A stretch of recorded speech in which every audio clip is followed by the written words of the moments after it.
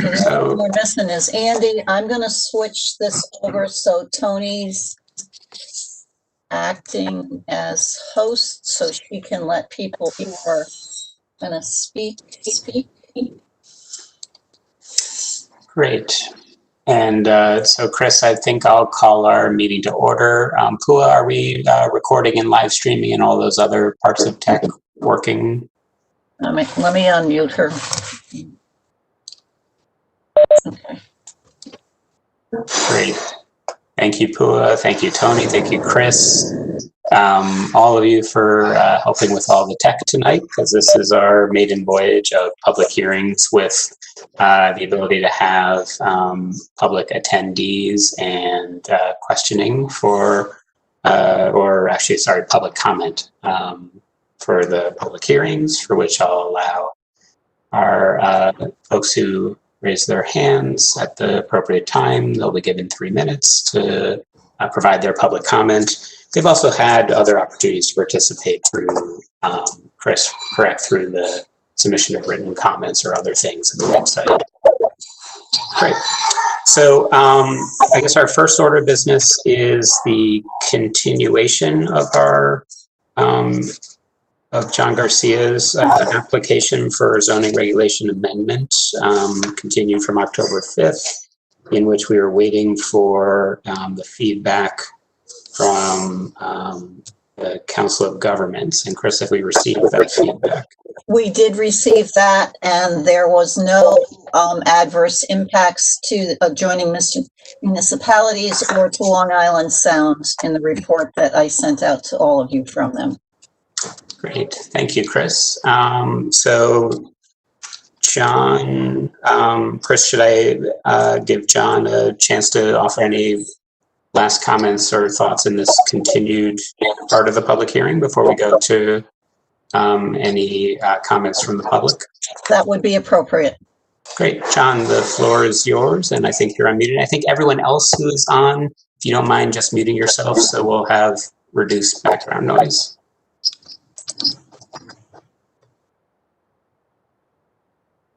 How's that? Can you hear me okay? Yep. Okay. For the record, John Paul Garcia, and I'm here representing the applicant in regards to the amendment for section 517A 4C regarding stacked parking, and I have nothing new to add. I think we said it all last week, or last month. We were waiting for the Regional Council of Governments, and I think that came in favorable, so I have nothing additional. Great, brief to the point. Any remaining questions for Mr. Garcia from members of the commission? I'm not seeing any. So now, Chris, this is the moment that we're going to see if there are any attendees who wish to offer a public comment on the John Paul Garcia application only. That is correct.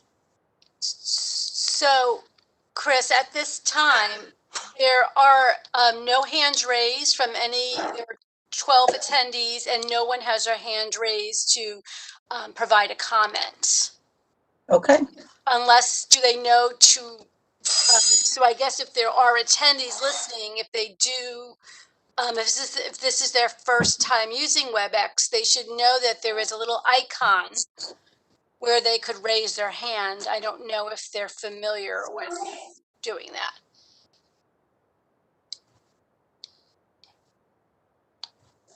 So I do not see any hands raised to provide a comment.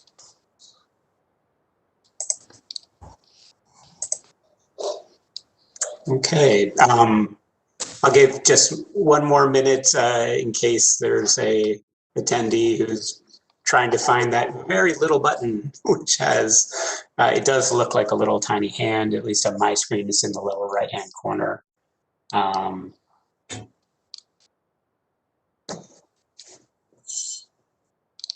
it looks like we did get one more attendee. So again, we'll repeat that we are currently in the public hearing for John Paul Garcia's application for a zoning regulation amendment regarding stacked parking. We had gone out for comment from the Council of Governments, and they found no issues with this request. And again, for the attendees, this is your opportunity to provide up to 3 minutes of a public comment by simply raising your hand in WebEx. Going once, going twice.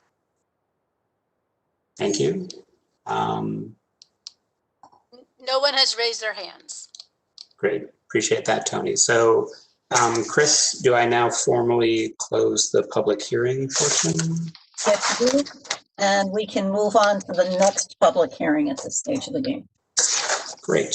So now I'd like to open for the first time the public hearing from the Woodbridge Village Associates, an application for zoning regulation amendments regarding an active adult community of 55 and over. The documents that are related to this application are available on the town website, in the Town Planning and Zoning Commission page, and they have been up there for a little while now.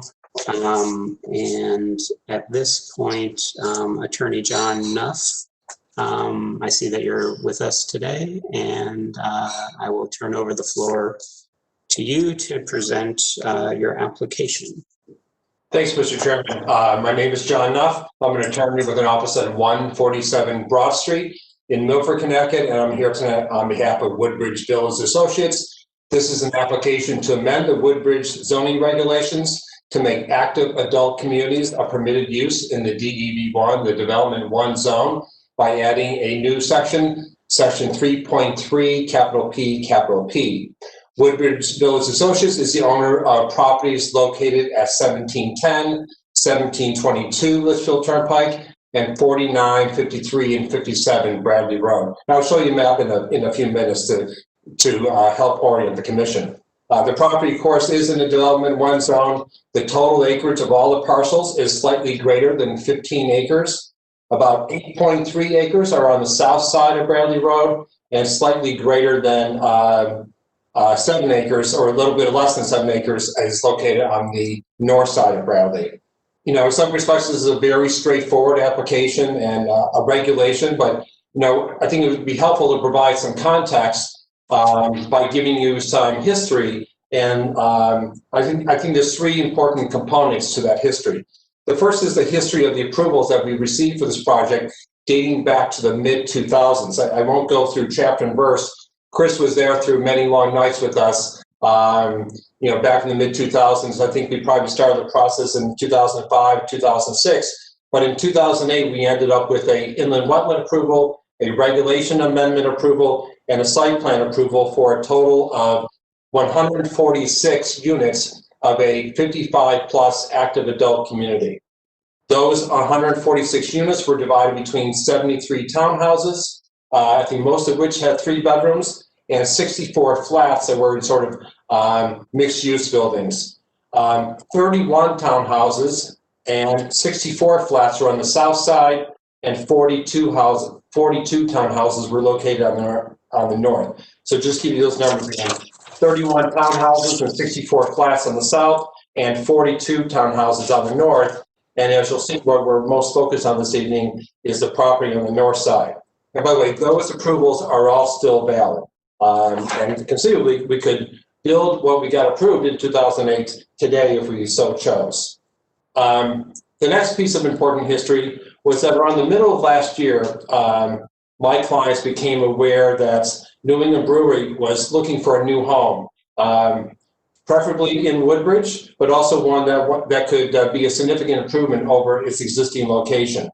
And so as a result, Eclipse Developments, which is working closely with New England Brewing, is now under contract to purchase the south side of our property. You know, the property that's located on the south side of Bradley Road, approximately 8+ acres. And Eclipse will develop that property, or proposes to develop that site and lease it to New England Brewing. And Eclipse has already begun its application process. They have an application pending before the Zoning Board of Appeals currently, and I believe there's going to be an application coming close on our heels to this commission. But when we were working with Eclipse, we realized that a regulation amendment was going to be required because the original active adult regulations required a minimum acreage of 10 acres, and obviously we don't have 10 acres on the north side. It also required a minimum of 10,000 square feet of commercial space, and there's no commercial space proposed on the north side. So quite frankly, the approval of this regulation amendment application is a necessary prerequisite to the sale of the property to Eclipse to facilitate the relocation of New England Brewing to the south side of Bradley Road. So that's the second piece or second component of the history. And then around the same time, we became aware that the Planning and Zoning Commission had engaged in a process of redeveloping its regulations, doing a regulation overhaul that culminated in the regs that are dated July 1st, 2019. And we reviewed those regs and we saw that while active adult is listed in table 3.1, it's not permitted anywhere. There is an active adult with 20% of the first floor commercial permitted in the DEV 1 and 2 zones, but those require that the first floor have shopfront facades. And so the problem with that is that shopfront facades doesn't really work with the townhouse, of course. And then also the configuration of our property is such that shopfront facades just doesn't work because we have a very long and narrow property with relatively short frontages on Bradley Road. And Chris, can I share my screen so I can show the site plan that was approved in 2008?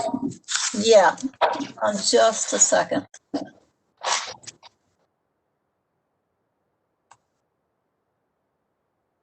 Okay, you should be able to do that now. Okay. So can everyone see my screen? Nope. No. Yes, no, sorry? No. All right, hold on a second.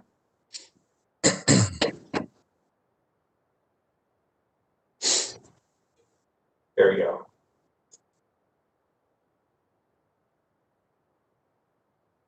All right, so this is the first piece. This is on the south side of Bradley Road. What was approved in 2008. Bradley Road runs on the right side of this line. So obviously we have north is to our right, south is to our left. There were four main buildings. There were mixed-use buildings, and then the property was ringed with a variety of townhomes. On the north side, and this is an important component, we have sort of this horseshoe-shaped property because there are two properties right here in the middle. There are still single-family homes that we do not own.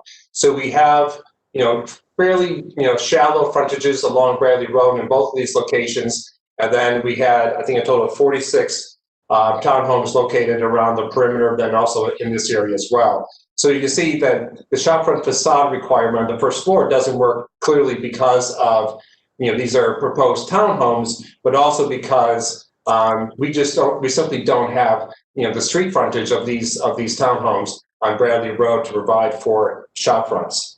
So what we've done is we submitted this application simply to put us back in the same shoes that we were in 2008. So let me show you what our proposed amendment is. And simply to add, this is how your table looks today. And we're proposing to add an S under the DEV 1 and in line with what is already the existing active adult community 55 plus. So simply making this a permitted use in the DEV 1 zone as it was in 2008. And then with regard to the proposed standards, we give a short definition of what an active adult community is, but then the both standards are largely, and not largely, but very similar to the regulations that were approved back in 2007, 2008, with required changes to meet the fact that we are only would be developing on the north side of Bradley. So, as I mentioned, the original minimum acreage was 10 acres. We're reducing that to 5 acres. The maximum building coverage would be 35%. I think in the DEV 1 zone, only 25% is permitted. Maximum height is 3 stories and 45 feet as measured to the center line of the roof. I think your current regulations specify 3 stories, but I don't think there's an exact number of feet that are permitted under the height provision. The minimum front yard would be 50 feet. Your current DEV1 zone requires 75 feet. And then the side and rear yards are the same as your current zone of 30 feet. Then I don't believe that there's any parking requirements anywhere in your regulations with regard to 55 and older, even though there is a permitted use with the 20%, but there's no parking standard, underneath the regulations. So we're proposing 2 spaces per unit, again, which is the exact same standard that we had approved in 2008. I think I can stop sharing my screen, or I can. I think I'm good now, Chris. Thank you. Okay. So as I noted, it's a very straightforward application. It simply puts us back in the shoes of where we were in 2008.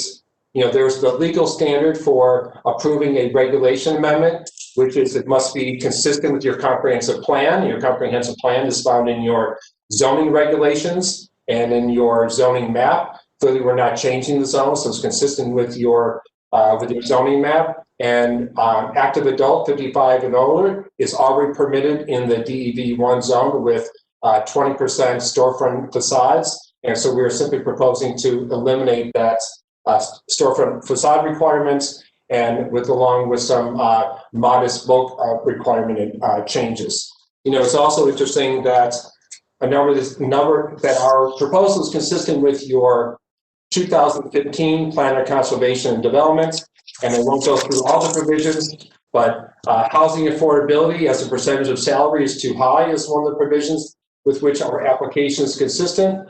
The POCD notes that Woodbridge's unique demographics and housing stock pose current and potential future obstacles to affordability among particular groups, including renters, older residents, and low-income homeowners. Also, provides that Woodbridge will work to preserve the value and character of the town's existing housing stock while enhancing the variety of options available through future development opportunities. There's a provision regarding providing for age-restricted lifestyle housing, increasing the supply and value of housing in the Village District, expand Woodbridge's menu of housing options, and develop a supply of 55 and older housing options. So our regulation amendment is not only consistent with your comprehensive plan, but it's also consistent with your Plan of Conservation and Development. And there's case law that would indicate that consistency with the comprehensive plan can also be demonstrated by whether it's in the best interest of the community. And I think certainly the regulation amendment is indeed in the best interest of the community. One, because it will help facilitate the redevelopment of the south parcel for New England Brewing and keeping that very important company within Woodbridge, but it's also consistent because it's also in the best interest of the community because it provides an important housing opportunity and some flexibility for particularly seniors in your town who would seek to downsize and not have another opportunity to do so. I just want to be clear that we would anticipate that a redevelopment of the north side would likely be a rental type of development. The original was condominium, but we know that seniors, as well as many other people looking for rental housing or downsizing, want the flexibility to go into a smaller unit, but also have the flexibility of renting as opposed to owning. So, I mean, as I said, this is a very straightforward application. It simply puts us back to where we were in 2008, and I'd be happy to answer any questions. I believe my client, Steve Eyes, is on the phone with us this evening as well. Great, John. Thank you so much for that presentation. I will start where you left off and ask if there are questions from members of our commission. I see Paul Schatz. So I was not involved when this began in 2005. So forgive me for my ignorance and not being better prepared. So has nothing has gone on development-wise in the last 15 years? No, nothing has happened because if you notice, our last approval occurred in July of 2008. shortly thereafter, of course, we had the economic downfall, and then so nothing has happened with regard to the development since that time. And is there something currently being contemplated? Is there a project that's about to be rolled out, contemplating to be rolled out, considered being rolled out in the near future? Certainly on the south side, New England Brewing. On the north side, we would hope that that would provide the impetus for the development of the north side. So we don't have anything specific. I mean, certainly we would want to be able to construct that which we already have approved, and we would need the regulation amendment for that purpose. But certainly there may be an opportunity to make revisions to the approved project on the north side. For instance, if there was a change in the market that would dictate, modified type of unit. So does the amendment that you're proposing and the development of the south side directly impact the ability to develop the north side? It impacts it directly in this way. We cannot sell the south side without this regulation amendment because of the requirements that were in place at the time. And second of all, you need a regulation amendment because right now, an active adult 55 plus is not permitted in the DEV1 zone whatsoever. So yes, there is a connection, but albeit in a somewhat, not direct one. Thank you. Thank you, Paul. Other questions from commission members? Kathleen, I see your hand up. Yeah. Why would it be changed to site plan application versus special exception application? This one was back in 2008. There's a reason to modify that. If we come in with an application that complies with the regulations, we would just want to see it approved. I know that there is a little bit more flexibility for the commission if this were a special exception as opposed to a site plan application. I think the end result would be the same, but that's the primary purpose because it was always the site plan permitted use.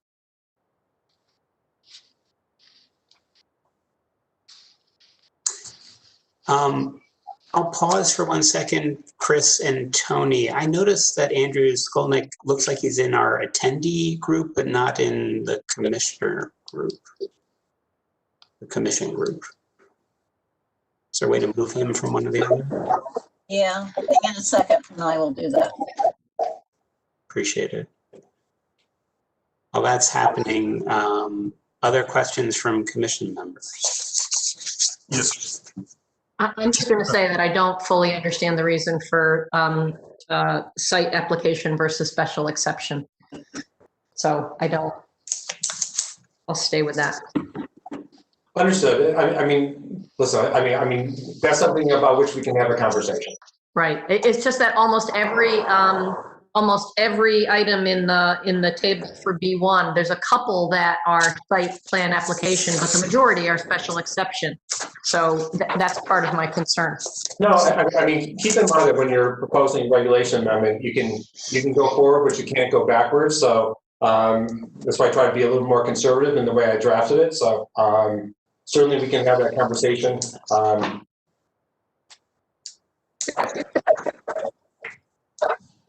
Great, and Andrew, it's good to see you at the adult table. Yeah, I have seen and heard everything. I just couldn't be seen or heard.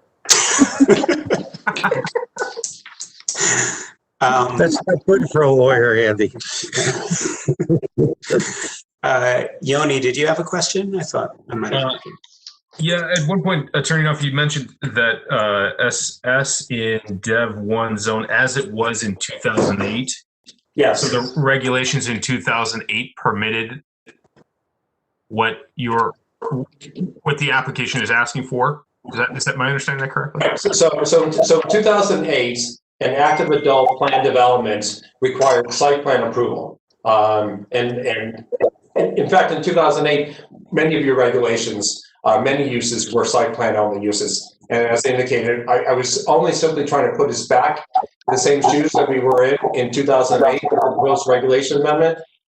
Certainly, making this a special exception permitted use as compared to site plan use is certainly something we can discuss.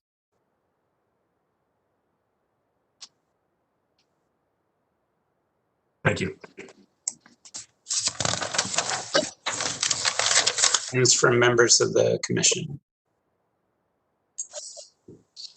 Hey, Rob, I've got one more question. I think it's probably for Chris or for you, or anybody else who knows better than I do.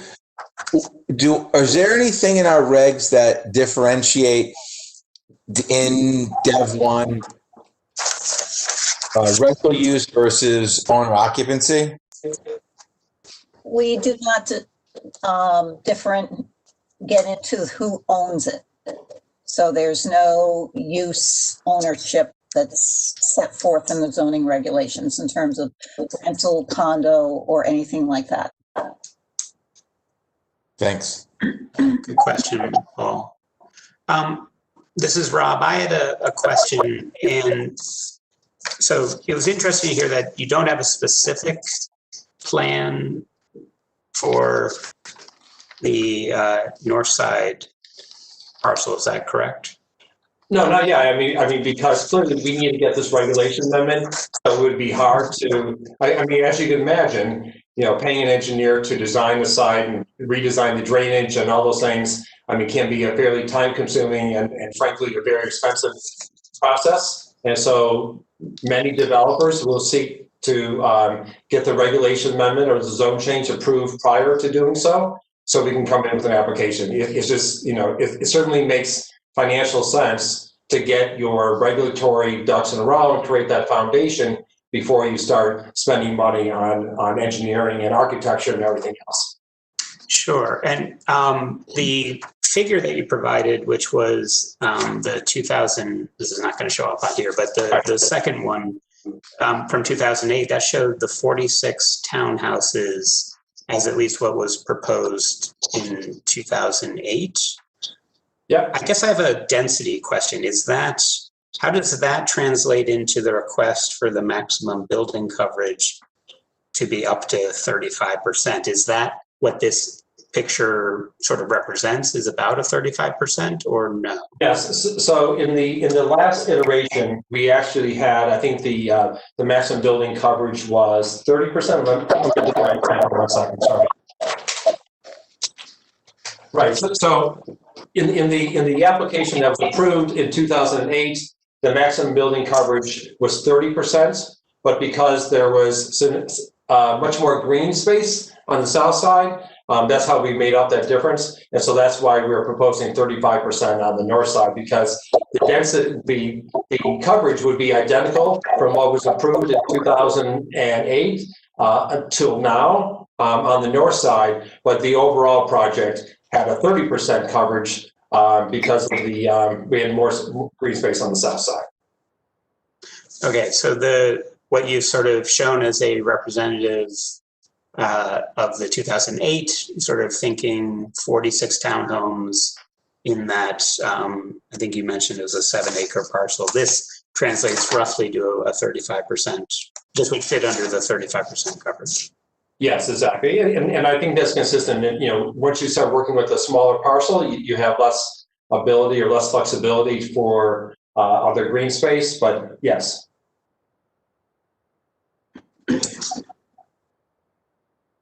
Other questions from commission members? I see Kathleen. Yeah, this area is part of the Woodbridge Village district. That is still in our regs, Chris. So how does all of this play together? The sale of the land to the south of Bradley Road, that's technically a part of the Woodbridge Village district. Are there any conflicts? Is there anything there we need to be aware of? Not that I am aware of, no. This would still fall under your review by the Architectural Review Board, which was what was based in the 2008 approval. Right.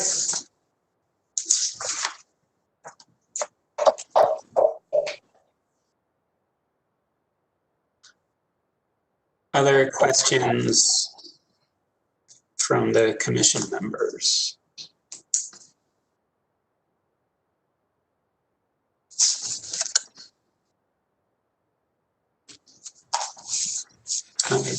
Hearing none. I will transition us, Tony, to our public comment portion for, actually, before I do, Mr. Nuff, any final words before I do that? To send it over to the public comment period? No, just a few other notes. Regional planning hasn't offered his comment yet, so, as Chris and I have discussed, we're going to be keeping the hearing open. You may wonder, what other parcels could this affect? There are several other parcels in the DEV1 zone that are greater than 5 acres, but they're all less than 6. So if there was any sort of concern that you may only want one active adult in the DEV1 zone, you could simply modify that minimum acreage and change it from 5 to 6, and our parcel would be the only one that would comply. I just thought it might be helpful for all of you to know that. Thank you, Attorney Nuff. Did that raise any last questions from our commission members? Seeing none. Okay. Thank you, Mr. Nuff. I'd now like, with Chris and Tony's help, to offer to our attendees the opportunity to raise your hand in WebEx. There is a small hand raising, which I think folks have started to find where that is. And I would welcome Tony to moderate our attendees list, and I will let folks know when their 3 minutes for public comment is complete. So Tony, all yours. Okay.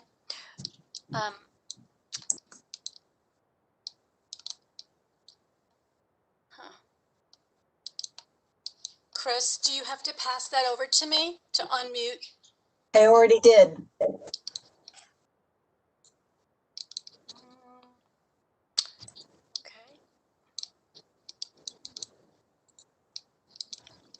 Okay, Mr. Gray, for the record, could you just please state your name and address, and then you could ask your comment, and you'll have 3 minutes. The name is Douglas Gray. My address is 274 Mariomi Road in New Canaan, Connecticut. And I am president of Eclipse Development Group. As John had talked about before, we are under contract with the south parcel on this of 8 acres. And this is the first step in moving ahead for our submittal on building a new brewery for New England Brewing on the south parcel that we have in front of appeals next Monday for certain variances, and we'll have in front of this commission, should have in front of this commission your next meeting in December. So I'm here just trying to say that I'm obviously in favor of what John's proposing, so that it would allow us to move forward with this development. We've been a long time in negotiations and drawings on this, and looking forward to submitting that to this committee next month.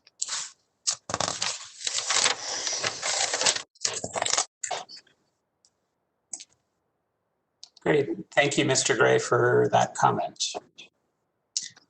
Again, I'll invite anyone else who is participating, although I do see, I had some funny symbol show up next to Drew Bear, at least on my attendee list. Nope, then it went away. Are there other attendees?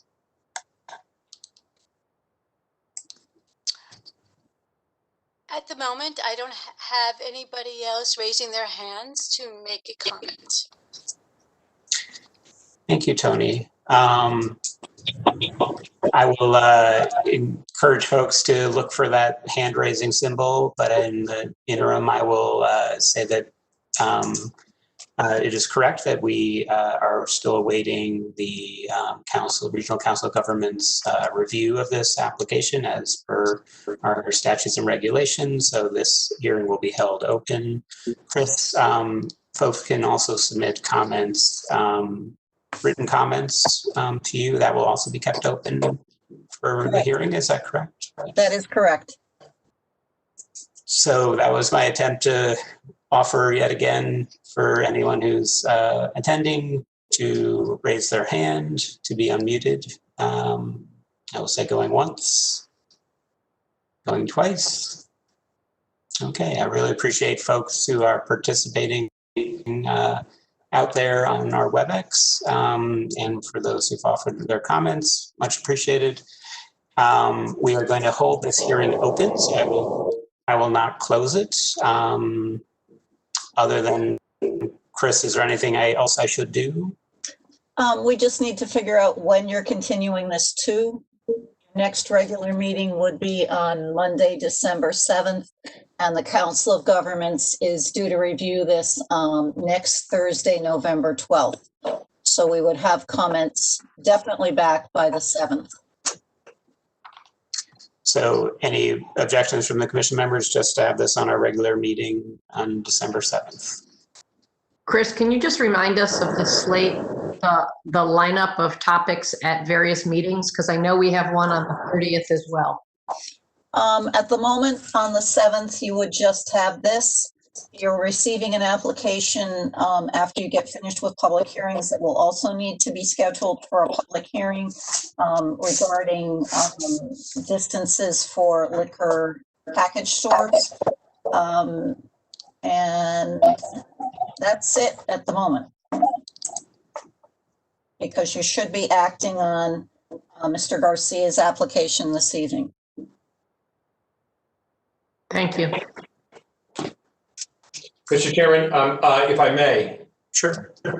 And I know that everyone leads busy lives, but I think as we heard from Doug Gray, he anticipates that his application is going to be on the same December agenda.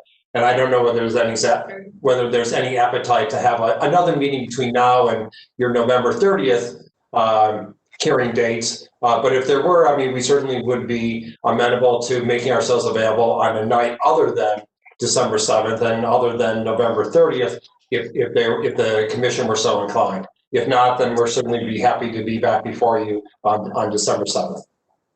So thank you, Attorney Nuff. I will put that question to the commission members. I already saw Kathleen was not in favor of that one, but I'll give other folks. I think we run into the challenge of the Thanksgiving. No, understood. Any other folks on the commission? Yeah, no, I appreciate Attorney Nuff your effort there, but I think we'll schedule this one, Chris, for our regular meeting on December 7th. That's absolutely fine, and I appreciate the consideration. Yeah, happy to. Okay, so Chris, this one is held open. We look forward to the Council of Governments weighing in mid-November, and then Attorney Nuff, thank you for your presentation, and we will see you again back here in a month. Okay, thank you. Have a good night. Good night. Thank you. So I believe we are now to our, Chris, we now move to our new business. Correct.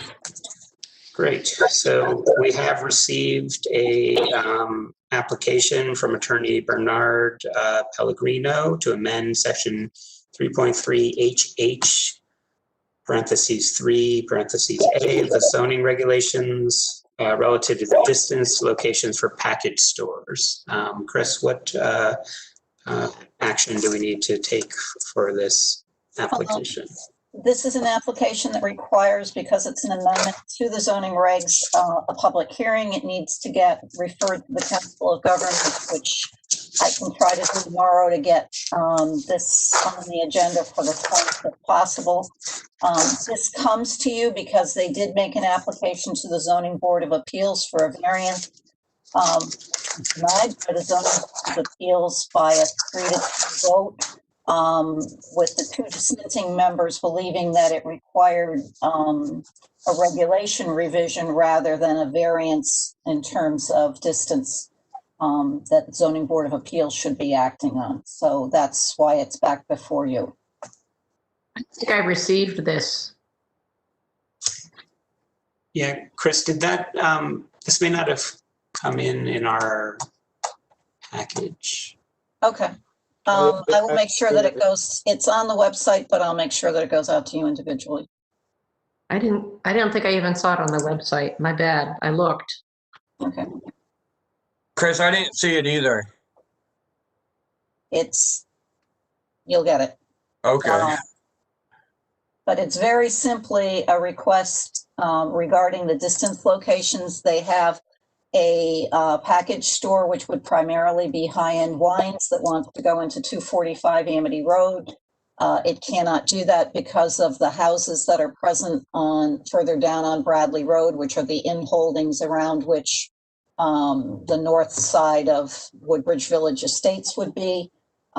They sought a variance to be able to have less than 500 distance and were denied because there was not 4 affirmative votes by the Zoning Board of Appeals. And so Attorney Pellegrino has submitted the application to you to amend the regulations.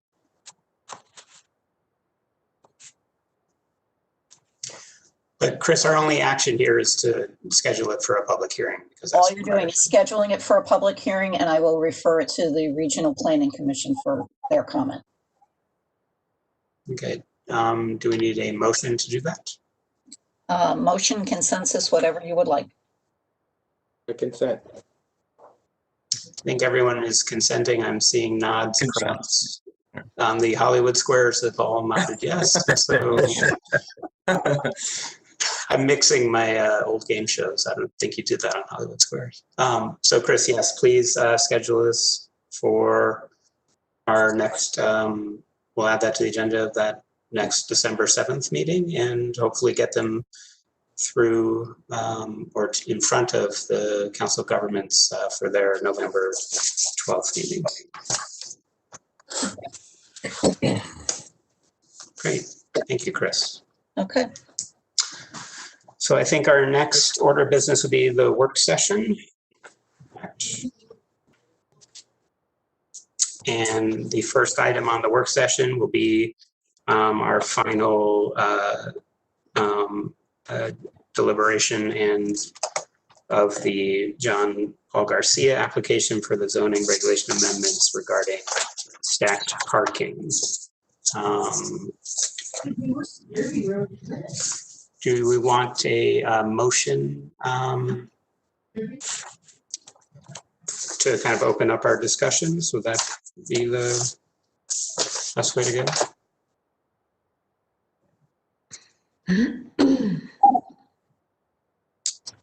I would so move, but I can't find the right language. But I have in front of a motion to change the off-street parking and loading regulations in 5.17.a parentheses 4 parentheses C to allow the additional language of stacking of parking spaces for single and multifamily homes is permitted. And so I'll take that motion, Kathleen, if you want to second it. Second. Right. So it's been moved and seconded. I now open up to the commission for discussion. A question. Jeff, sure. Might the language be even simpler if we just said stacking of parking spaces for homes is permitted?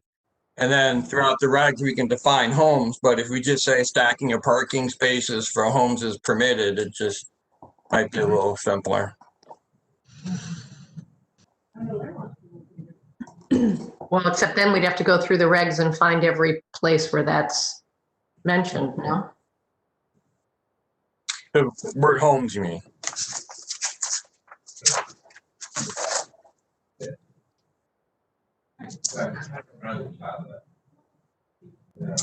Yeah, so this is all on page 95 of our current zoning regulations. In section 5.17 is the traffic parking and loading requirements, and it is talking about parking and loading spaces, and so it goes, through those sorts of things. So this is, Chris, correct us if we're wrong, generally applicable parking requirements. You are correct. This is for that specific section. But these are parking for residential, Oh, not for residential. This is a parking requirements only for the T zones and Dev 2 zones, or am I getting myself confused? It's Page 31, T zones and Dev 2, correct. So this is page 95 for those who have it in front of them. So I guess, Jeff, that's the question. Sure. This doesn't apply to all parking everywhere. It's just the parking in the T zones. Yeah. Yeah, I see that. I understand. Yeah, then that's fine with me. The language is that as proposed is okay. Okay. Any other comments, reactions, or thoughts?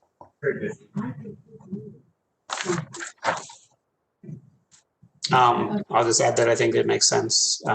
This is a reasonable, straightforward change. Okay. Any last comments before I move it to a vote? Seeing none. All in favor of approving this change to these stacking of parking regulations, say aye. Aye. Aye. Any opposed? Any abstentions? I abstain. Thank you, Larry. So we pass unanimously with one abstention. Thank you very We need much, to members set of the an commission. effective date, and you need to find that it's in compliance with your town plan of conservation and development.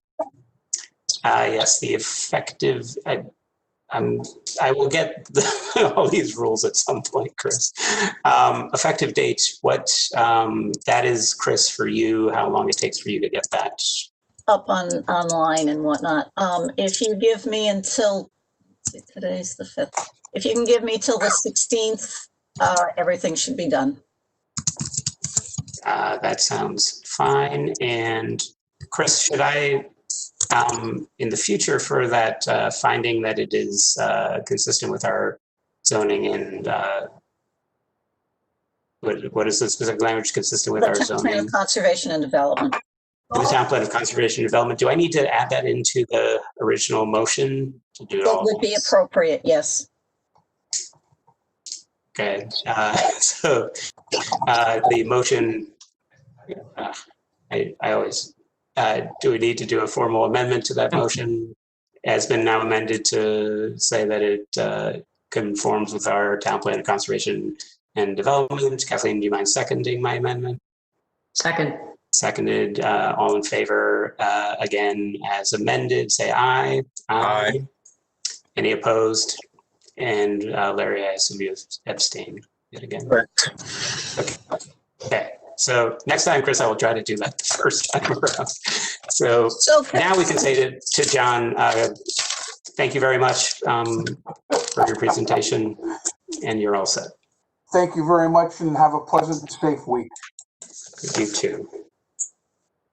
Okay. So next up on the work session, you did have the Woodbridge Village, but that one's open for next time, right, Chris? Right, that's just there as a placeholder in case something different happened. Okay, so we can move past that. And then third was regarded the 2 Orchard Road and Open Communities Trust, some correspondence that we've received. Chris, did you want to summarize that, or? Well, there were 2 different things that we got. One, there were 2 separate letters that were sent out to everyone regarding your commenting on your recusing yourself from that particular application. It is my understanding that is wholly in your hands, and so those were just sent out as informational pieces to the other commission members. And then the other thing that was raised by the applicants is a procedural issue about the amendment to the Town Plan of Conservation and Development, in that accordance to a specific section of state statute, it was supposed to be referred to the town legislative body, which is the Board of Selectmen, 65 days in advance of the public hearing, which quite frankly, I did not do. So when I received that email, I forwarded that to town council. Town council has said that they will be getting back. They were going to be touching base with counsel for the applicant because the question was whether or not we could indeed begin the hearing on November 30th, since we wouldn't have forwarded the town plan of conservation part of the application to the Board of Selectmen. And he's supposed to get back to us ASAP, so there may be a brief special meeting if it is determined that the 30th public hearing date needs to be changed. But I just don't know yet at this point. That specific part of the statute provides that the Board of Selectmen can, if they so wish, also hold a public hearing on that application, which is before you. They have had that offering before, never taken advantage of it, but it's certainly something that's available to them under state statute and needs to be made available to them for this particular application. So that's just to let you know that at the moment, we're still running with the November 30th public hearing date, which will allow both oral and written comment to be received. At the moment, it is still a joint hearing between the application to amend the zoning regs as well as amend the town plan of conservation and development. But town council will advise us further as to whether or not we can proceed with one hearing and then perhaps schedule the hearing on the POCD portion of the application at a later time frame, which would allow the original 60 some odd days to be met. Okay. Thank you, Chris. And just a point of clarification, if the Board of Selectmen chose to have a public hearing, that does, their timing on that doesn't affect us. It does, that happens in parallel to whatever we're. That happens in parallel to what you're doing, yes. Okay. And on, there have been some correspondence, I think it's been shared with folks about requests that I recuse myself, and I am not going to recuse myself. My my long ago contacts with Anika Singh and my current fact that one of their law students is in the clinic is one of my students. Neither of those rise to the level of a financial conflict or the fact that I work at Yale. None of those are financial conflicts related to the application or the like. So at this point, I'm not choosing not to recuse myself. Okay. So anything else? So I guess, Chris, you'll keep us posted on what you hear about the timeline on the plan and the amendment to the plan of conservation and development piece. Yes, town council has said he's going to try to get back to me as soon as possible. So in the interest of making sure that everybody, yourselves, the public, the applicants know what's going on, we're working on that as hard as we can. Any questions, reactions, thoughts from commission members? I have a question. On the night of November 30th, will we get a presentation by 2 Orchard Road in terms of what they're trying to do? Will they present the material first before people have comments to it and so forth? It will be a typical public hearing where the applicant will present and then you will ask questions and then it will be open to the public. Understood. Thank you. Yeah, and Chris, and again, I thought it was nice to have Tony's help. I assume we'll have a similar setup for next time. Yes, Betsy Yagla will be helping on the 30th. Great. Were we supposed to be getting some sort of input from council in some manner as to this amendment? Weren't we supposed to get something? I'm not sure that we can get input outside of the public hearing until the hearing is closed. In terms of any advice like that, Kathleen, I could be mistaken, but I don't know that we can even discuss any aspect of it until the public hearing. Okay. I mean, that obviously is the way it is, but I just wanted to know, I just know that I had raised the question before to make sure that we could benefit from legal counsel if needed. It doesn't, I mean, if it comes after the public hearing, that's fine. But It is my understanding. Wasn't there a comment last time, and maybe I could have dreamt this, but town council was going to seek outside counsel on, okay.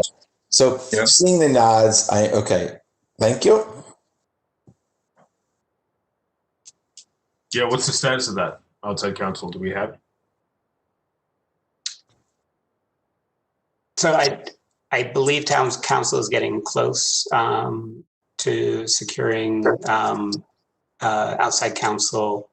I think we've actually already or very close to engaged outside counsel for help even on this current one, the current open proceeding regarding Woodbridge Village Associates.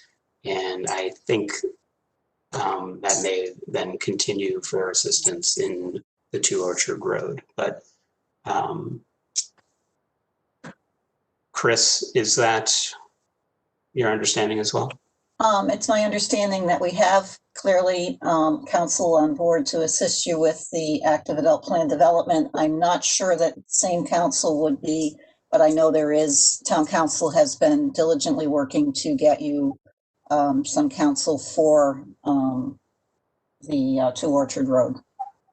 And then I think before November 30th, we'll clarify with town council and our outside counsel, Andrew, to your question, what role they can play either during the public hearing and or going forward afterwards. And you are right, though, that all those sort of discussions will be happening in a public forum. But I think we can be able to, I think we are able to ask our counsel for help or clarification or thoughts, even I think during the public hearing process. But I want to make sure we will clarify all that before that happens, obviously.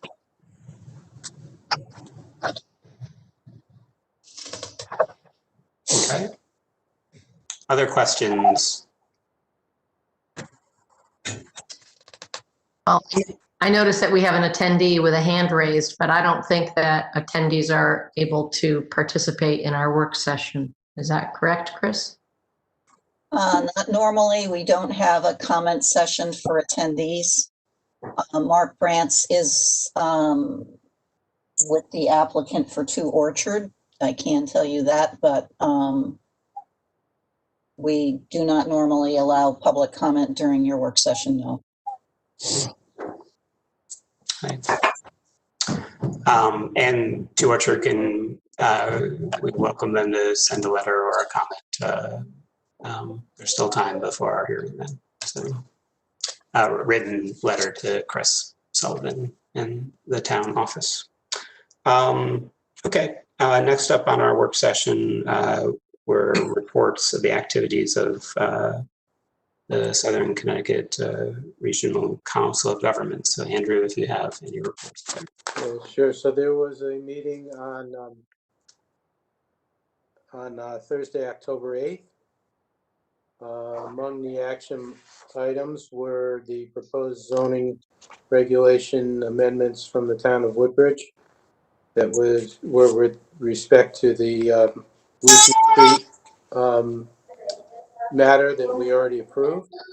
And there was a finding at the time, as I think was announced during the special meeting where we dealt with that there was no adverse intermunicipal impact, nor adverse effect on the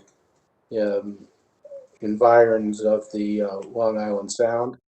There was also a proposed zoning regulation amendment from the town of Branford regarding maximum building height, and similarly, there was a finding of no adverse intermunicipal effects, nor adverse Long Island Sound effects. And as Chris has said, there is scheduled next Thursday another meeting. That's it. Thank you, Andrew. And any final words, Chris, from our zoning enforcement officer? No, I've been less busy with zoning enforcement and more busy with you guys, so. We can tell, and we appreciate it, Chris. Okay, any other business? I didn't write any minutes for you to proof. Sorry, it's been a hectic month. They're in the works, so we'll defer those to next month. All right. Any other items for commission members? Seeing none, motion to adjourn? So moved. Second. Moved in second, all in favor say aye. Aye. Aye. Any opposed? Any abstentions? Thank you all. Really appreciate seeing you. We're going to be seeing a bit of each other over the next few weeks and months. Much appreciated, all of our commission members. And Chris, you are a show with, well, Pua too, so I appreciate that. But Chris, for all the things in the background that are happening, we really appreciate it. So good night, everyone. In WebEx, that's for sure. And happy Thanksgiving to all of you. True. Same to you. You too. Thank you. Be well, everybody. Be well. Bye-bye. Thank you. Bye-bye.